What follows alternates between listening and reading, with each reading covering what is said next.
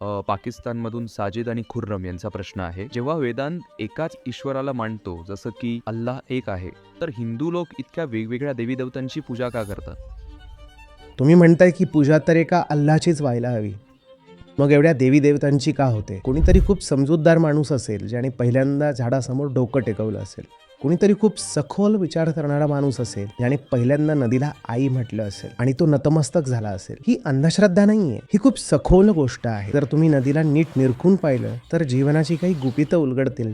ती गुपितं तुमच्या कामाला येतील आणि तुम्हाला मुक्त व्हायला मदत करतील. मग ती नदीची पूजा आहे. नदीच्या पूजेमध्ये असा भाव कुठेही नाहीये की नदीत अंतिम सत्य आहे. नाही, अजिबात नाही.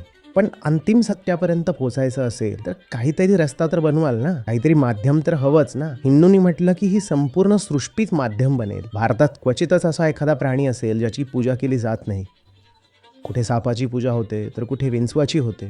जेव्हा एखादा बाहेरचा माणूस हे पाहतो तेव्हा तो गोंधळून जातो. तो म्हणतो, हे कसले लोक आहेत? सापाची पूजा, विंचवाची पूजा, एखादा समुदाय कावळ्याची पूजा करतोय तर दुसरा पोपटाची करतोय. मग त्यांना वाटतं की हिंदूंना कदाचित वाटतंय की पोपटच भगवान आहे.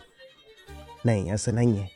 पोपटाला प्रकृतीचं प्रतीक मानलं गेलंय आणि एक गोष्ट समजली गेली आहे की ही जी प्रकृती माता आहे, या मातेच्या मदतीशिवाय तुम्ही बंधनांच्या पलीकडे जाऊ शकणार नाही. याचा उलटा अर्थ काढला गेला की हिंदू करोडो देवांची पूजा करतात. तुम्ही याचा चुकीचा अर्थ काढलाय. जर तुम्ही सर्व देवी देवतांना एका माध्यमासारखं वापरू शकलात तर आपण करतो ती सर्व मूर्तीपूजा सार्थ आहे. जेवढे देवी देवता आहेत ते सगळे आपल्या कामी येतील. जर तुम्हाला माहीत असेल की ती देवीची मूर्ती कशाचं प्रतीक आहे तरच सर्व देवी देवता आपल्या कामी येतील. केवळ आंध्रही पूजा कामाला येणार नाही. साजिद, तुलाही हेच जाणवेल. जेव्हा ते एक असतं ना आणि हे मन जेव्हा त्याच्या प्रेमात पडतं तेव्हा माणूस त्याच्या सृष्टीसमोर सुद्धा